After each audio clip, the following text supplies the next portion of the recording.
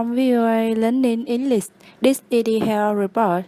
A United Nations official says nearly 55% of African children living with AIDS do not have a way to get treatment for the disease. Michelle CDB is Executive Director of the Joint UN Programme on HIV/AIDS. Researchers have shown that infection with HIV, the human immunodeficiency virus, leads to development of the disease AIDS.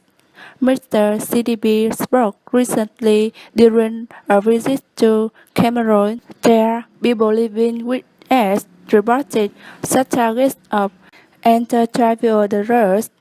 These are the drugs that help control the HIV infection.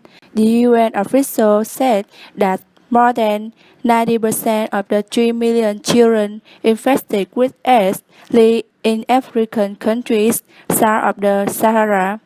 The disease has had major social and economic effects on the area. 25 million people with AIDS live in sub-Saharan Africa. That represents about 70% of all cases.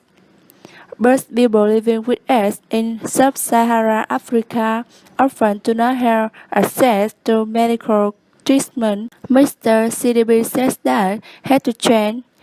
He said that only 6% of children living with AIDS in Africa have access to treatment. UNAIDS reported that only 24% of children worldwide needing antiretroviral treatment received it in 2013.